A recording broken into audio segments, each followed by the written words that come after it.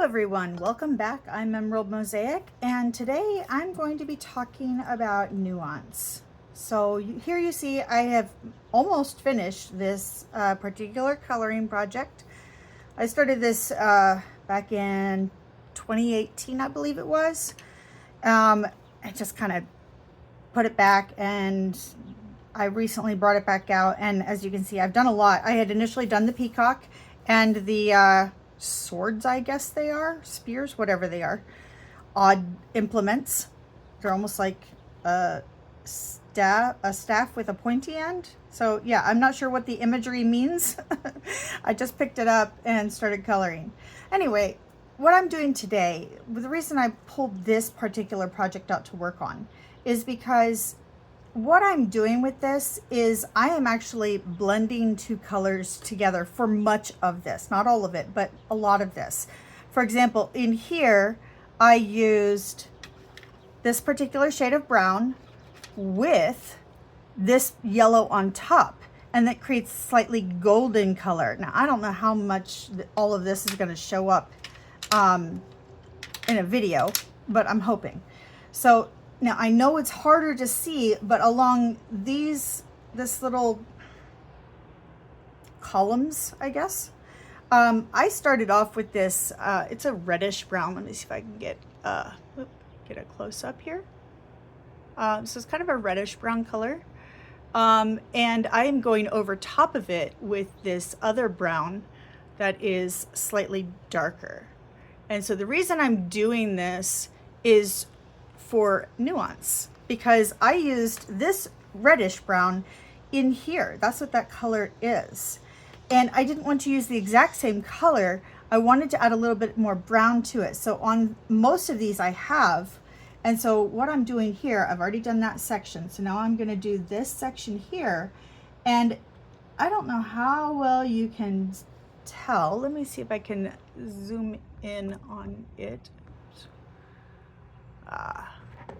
See how well I can do this. My camera setup is not the greatest for this. Let me move it over and see if I can zoom in so that you can get a better look at what I'm doing here. If I can keep this from falling, that would help. I'm so sorry. Maybe. Okay. There we go. Now it's centered. So I'll bring it in a little bit more there. Okay. Now, so if you can see here, as I'm going over this, how it just darkens just a little bit. And so what this does is, instead of just having the reddish brown, now I have more of a, instead of a brownish red, now I have a reddish brown. You see, it just very slightly changes the tint. And in my opinion, since this is my coloring page, I think it looks better.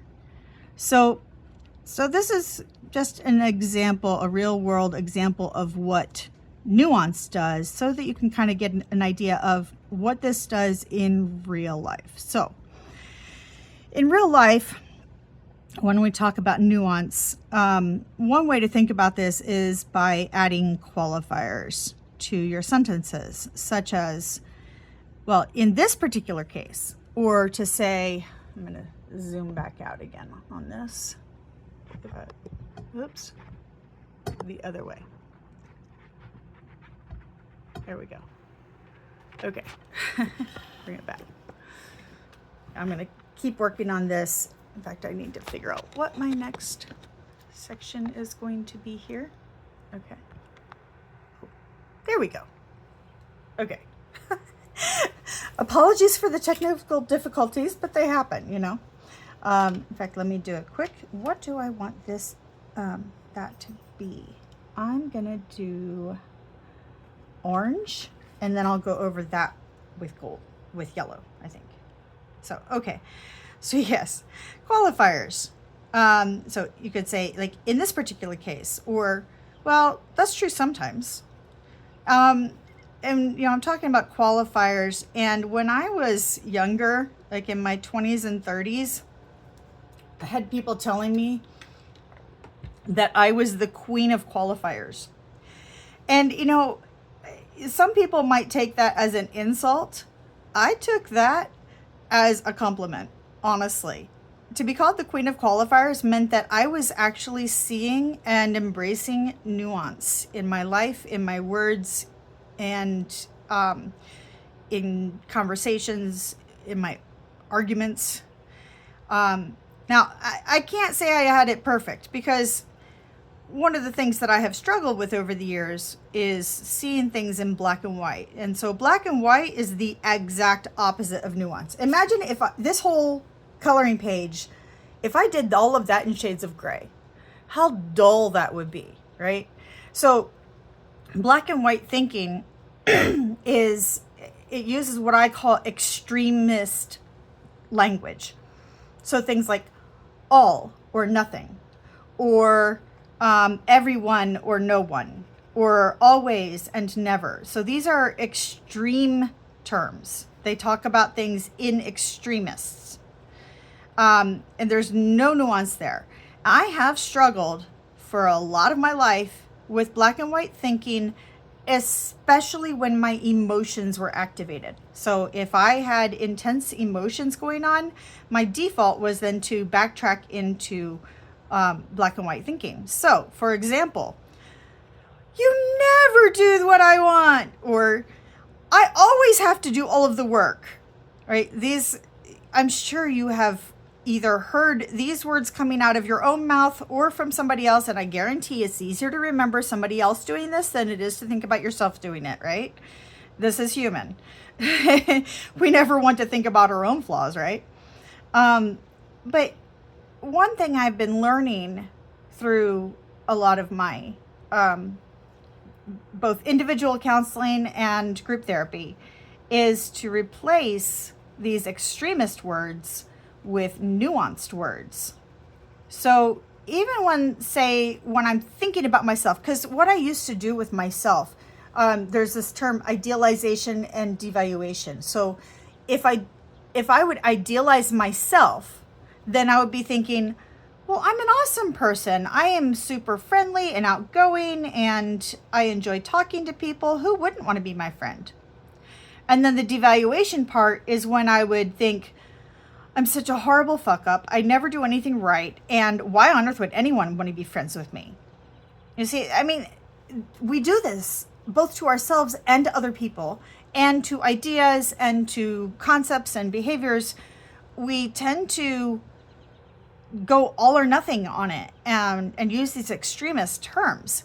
And the problem is, the vast majority of the time, which is a qualifying statement, the vast majority of the time, these extremist terms are wrong. One of my sayings nowadays is that always and never are very rarely true. I mean, there are a few exceptions. There's always exceptions, which, yes, I used an extremist term, but I'm saying that there's always a qualifier.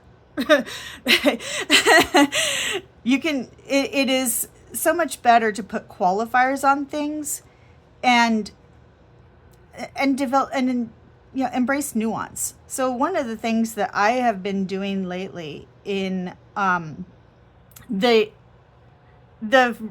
occasional social media interactions that I do have, which is usually in the YouTube comments section, I have been bringing nuance into things people say. I had shared a dream I had in which my late wife had visited me, and in that particular dream, the explanation that came to mind was the multiverse. I'm not gonna go into the specifics now. We can always talk about that later. But in the comments, in reply to my comment, somebody said, well, we already know that there is nothing before birth and nothing after death. And I was like, we do? How do we know this? What evidence do you have for this? I haven't heard of any evidence. If you can tell me evidence, I'd be happy to change my mind. But can you give me evidence? Because he made a flat, I say he, I should say they. I don't know if this person was male or female or even masculine or feminine. I don't know what gender they identify with. But anyways, they were using very absolute terms. We know. We do. People make assumptions about their knowledge. They make assumptions about what scientists know. By the way, side note, there are some people who say, well, everything that scientists say is proved wrong in 50 years, so actually don't believe scientists. No, that's not how that works. You put forth a theory, you test it with experiments, you find out how true or not true it is, and from that, you say, okay, this is what I've learned. Then more experiments come along, replicate it or don't, and then they draw new conclusions.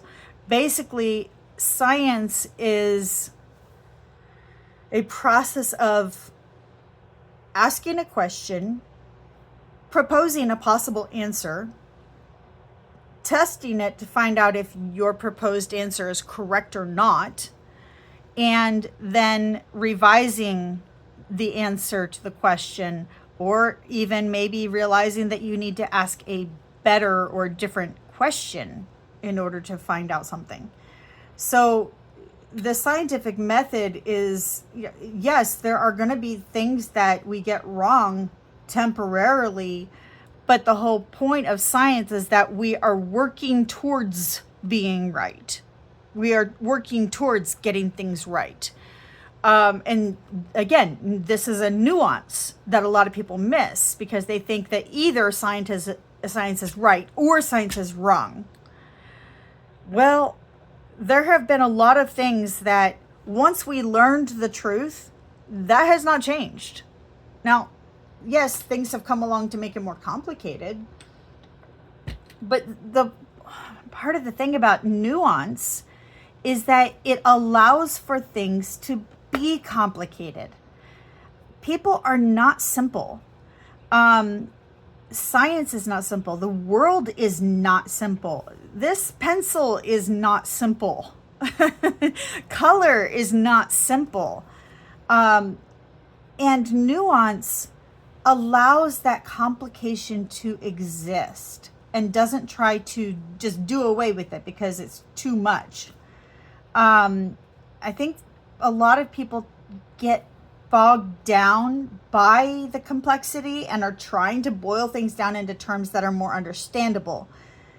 And that's okay if you say, okay, I know it's more complicated than this, but here's my understanding. So that implies nuance. It's a qualifier. It says, I don't know everything. This is what I do know. This is what my understanding of it is. I might be wrong. And here's the other thing that a lot of times goes into this. People tend to put their whole identity into a belief or a thought. And the problem with that is that when you have put your identity into something, if that is ever taken away or disproved or whatever, what have you, if for some reason you don't have that anymore, you will fight tooth and nail to keep it, and you will double down and triple down and quadruple down on it, even if you know you're wrong, because you've put your identity into it. And so this is one way that nuance, putting qualifiers, can help you pull your identity out of it and say, okay, this is a thought. I am not my thoughts. This is just a thought that I currently have. I am the canvas on which my thoughts are put. My thoughts show up. I am the canvas. And I can choose whether to agree with a thought for a while until it's disproved, and then I can just discard it. Or if I think that this thought is not accurate from the get-go, I don't have to buy into it just because it entered my brain.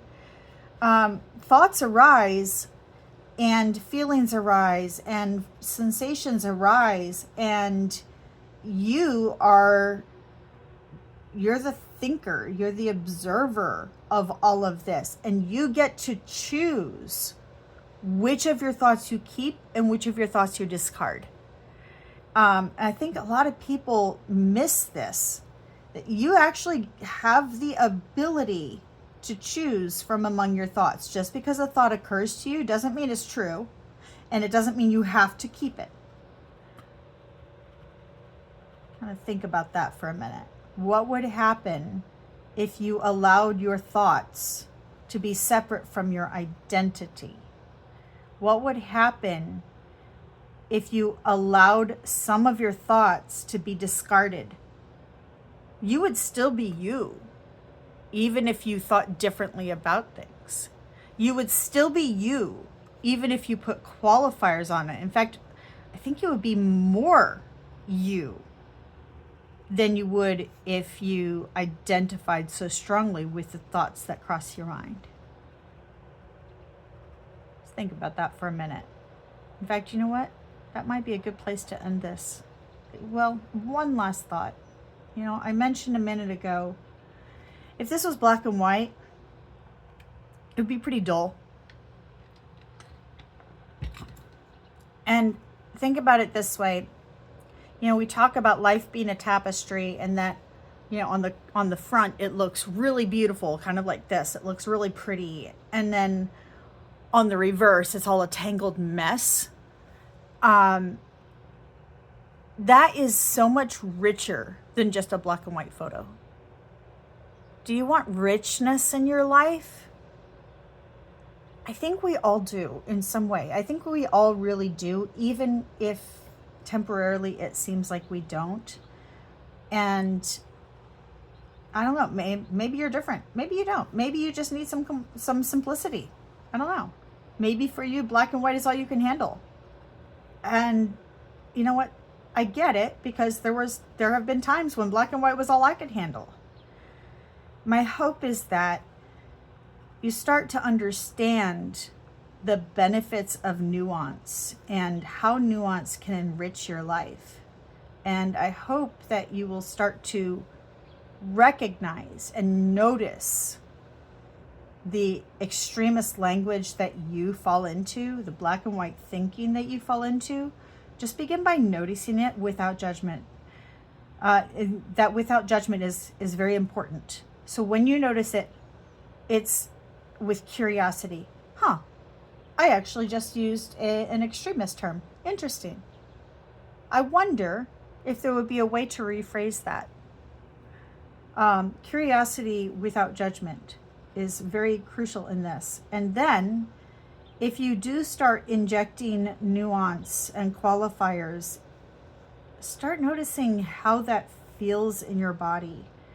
I have noticed in the last year or two that when I start encouraging people to use nuance, to inject nuance, and also when I am pushing people towards love, and loving kindness, I think is a better word for it. When I'm nudging people towards loving kindness, I've noticed that my scalp tingles.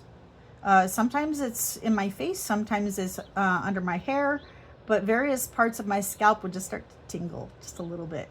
And that tingle tells me that I'm doing the right thing. It tells me that I'm on the right track, that yes, this is confirmation of this is what I'm supposed to do. So in that sense, it's a positive reinforcement. So if you can notice, when you start injecting nuance, when you start using more loving kindness, when you start maybe nudging other people gently towards loving kindness, how does that feel? What do you notice in your body when you do that? And just see, do you feel an expansion? Do you feel a tingle? What does that feel like for you? Does it feel more open? Does it feel more like freedom, or does it feel constricting? Does it feel scary? Does it feel welcoming? What does that feel like for you? Just notice. And I think the more that you just tune in and notice, the more you'll see the opportunity, the possibility for injecting more nuance. So I think there's my thoughts for today. It's coming along nicely. I'm gonna do this braided rope part in yellow over top of the orange. And then all I have left is this outer part. I'm gonna do, I think, maybe dots. I don't know, I might just do around those dots, leave those open. And in one final color, I don't know yet what color that's going to be. And then this will be done. So excited. I've been working on this, like I said, for a very long time. So it'll be good to have this finished and start on something new. So, all right. So there's my thoughts for today. And I hope you learned a little bit. And if you feel like commenting, tell me, if you got this far, what is something, what is a type of nuance that you either would like to see more or that you have been using in your own life? I would love to hear from you. So I hope you have a wonderful day, and I'll see you next time. Stay creative.